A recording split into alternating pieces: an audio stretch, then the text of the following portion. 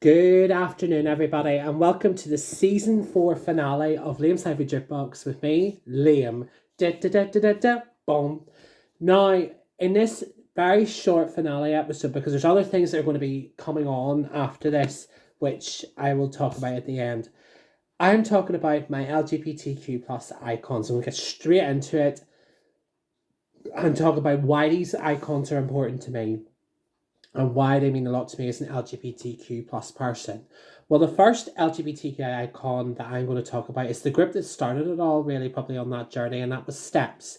Yes, the Fab Five consisting of Lee, H, Faye, Lisa, and Claire. They were for me, the be all and end all, really, growing up. Their songs, their music has been in every pinnacle period of my life. That is why they're an LGBTQ icon. Their message, even through their concerts, through their tours and everything, has very much, they've had such a massive following of the community that they have always centered their shows, their ethos around people like myself and many others. Their music always represented to me like freedom. It always represented like feeling happy, having the flair, just being yourself. And every time I went to their concert, it was always a safe haven. It was like a safe space to just really let loose and have a good time. As I say, let the glitter see the gold. One of my favorite albums by them is, of course, the iconic What the Future Holds Part 1, which during the time of uncertainty with coronavirus and COVID-19 and all the lockdowns in between, it really had an impact on many lives. But the thing is, their album brought that sort of fun pop that we needed at that time. As many outlets said, they saved 2020, and they probably brought a lot of positivity to people's lives. And when they went on tour in 2021, it was sort of like, oh my God, it's nice to feel normal again. Steps always made me feel normal, made me feel good about myself, and they continue to do so to this very day. So I always appreciate them, and they always will be an icon to me. Thanks to Steps and a certain medley they did in the Brit Awards 1999, it led me to another group who hail from Sweden. Next year we'll celebrate 50 years as Eurovision winners. And I've just recently came back from seeing them in London with ABBA Voyage. Yes, I'm talking about Anna Frida, Agneta, Bjorn and Benny, better known as ABBA. ABBA's music is amazing because it has that timeless lyrics. It can take a sad situation and make it happy. It's like the music is ageless. It brings that power, that voice, and it brings those emotions that everyone is feeling. And I feel with certain songs when I was younger that I didn't appreciate, I appreciate them now in my 30s, I do appreciate that just more. How are they an LGBTQ icon for me? They would be, because I think they were never afraid to push the limits and being glamorous, being fun, bringing out the naughty but nice but sad, somber. Everything they did was so relatable, not only just to LGBTQ plus people, but people in general. And their music brings so many people within various communities together. As I witnessed the 2 times I've been to ABBA Voyage, seeing people dress up, people having fun, people feeling free, people being happy and joyous. And I have to thank ABBA for that. And they are just wonderful in every single way.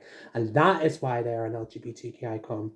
Another LGBTQ icon, sorry, getting my tongue tied, is also the brilliant Queen. Now, led by frontman, the wonder that is Freddie Mercury, along with Sir Brian May, Roger Taylor, and John Deacon. And currently representing Freddie on tour is the charismatic yet brilliant Adam Lambert.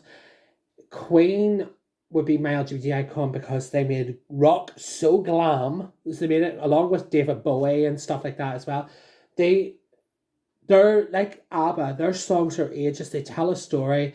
They are relatable. They adapt to everybody. There's so many good songs that they have. The songbooks, to choose which one, a favourite one, is impossible. Freddie, and the fact that they have done a lot post Freddie Mercury's death with the Phoenix Mercury Trust, which is an amazing organisation to raise awareness for AIDS, education, and so on and so forth. there is, because as a lover of the arts, of course, I'm going to support something like that, you know. And as I say, the symbol of Queen is the phoenix, rise like a phoenix. Everyone rises like a phoenix at some point in their lives. Probably I'm going through that transition myself. I don't know.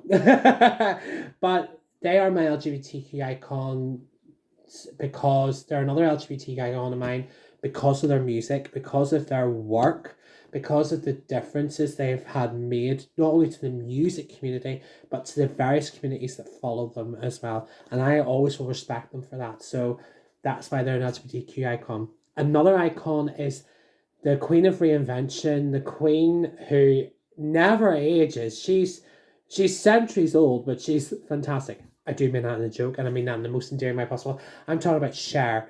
Cher is someone who, when you look at her music in the 60s and 70s and how she modernized her image herself, Believe is her biggest song. She had, until Kate Bush overtook the record for the oldest female for number one with Running Up That Hill, Cher had that with Believe. Believe is an iconic song. She makes everything iconic because she is Cher, bitch. You know, excuse my language, but that is very true. But she turns everything into gold. Like, she made an ABBA tribute album. She made all these different albums.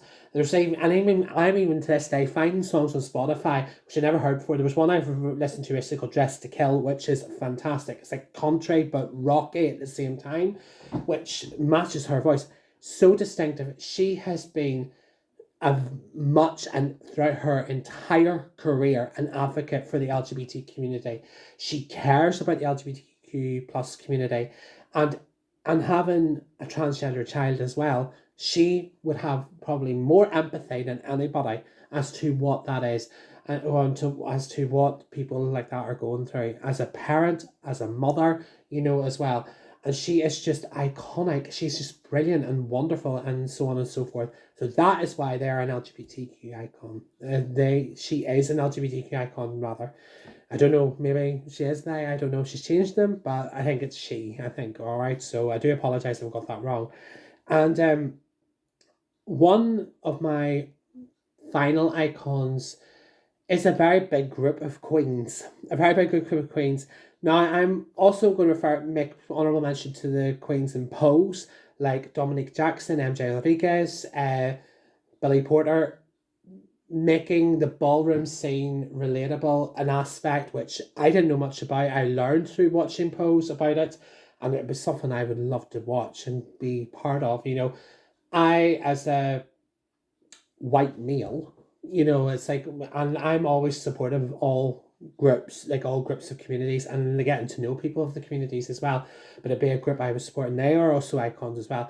But I'm talking about the many queens that I have seen on Drag Race. You know, Drag Race, they have become iconic for not only showing from down under, UK, Sweden, Belgium, France, Spain, US, soon to be Brazil, Philippines, the list is endless. This is also, every queen that goes on that becomes an icon in their own right. Whether they are out first, win, whatever.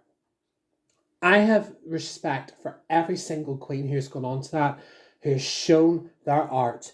I am a big believer of the arts. I love the arts. I appreciate people who are creative. They want to be seen. Some of these queens, they're great vocalists. They're great. They're powerhouses in fashion. Like, the way they create fashion out of nothing is amazing. I cannot pick one exclusive queen now that I really love. I know in a previous video I did my top 10. That probably will update itself. Currently, my current champion is Isis Couture, who was the season 2 winner of Drag Race Canada, who I just fell in love with from the moment she walked into the workroom, and because of her perspective on things. And the queens, so many wonderful queens that I have watched in the last few years, and their expression, the way they tell a story through their art, through their music, through everything. And that has to be something that is to be cherished and respected. And therefore, they are all LGBTQ plus icons as well.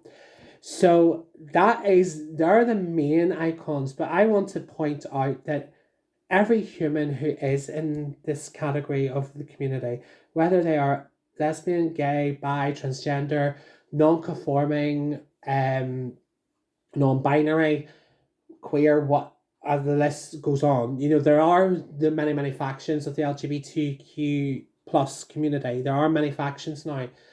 I respect everybody for who they are, and that is something that is a message that I push through the Jukebox. I respect anybody who lives their life the best way they can, and everyone's lives matter regardless of what community or what aspect of community is. That's also outside the LGBTQ plus community, whether you're black, white, gay, straight, bi.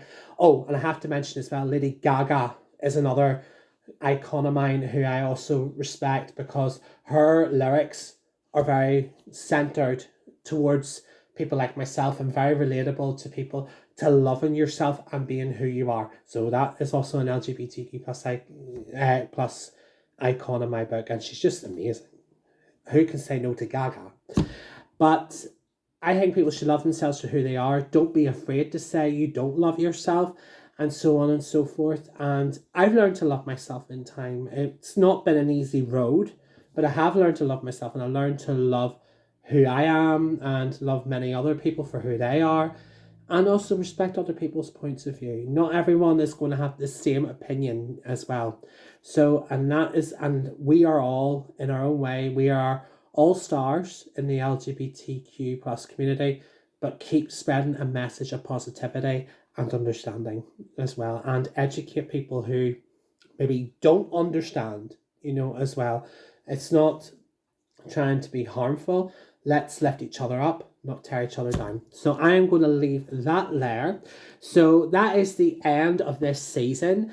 Thank you so much for everybody for participating in my season, for following this season. I've really enjoyed it. I am going to be taking time out now from the Jukebox because of my masters, which I'm starting next month. And also there are a couple of more videos to come. There'll be some special lip syncs. I'll be doing a special video dedicated to One for Sorrow, which is all to do with steps. And I will be doing a Euphoria special, which is released tomorrow by the wonderful diva that is Claire Richards. So until for now, send you lots of love. Take care. And whatever you do, let the glitter see the gold. This is Liam, over and out. Bye.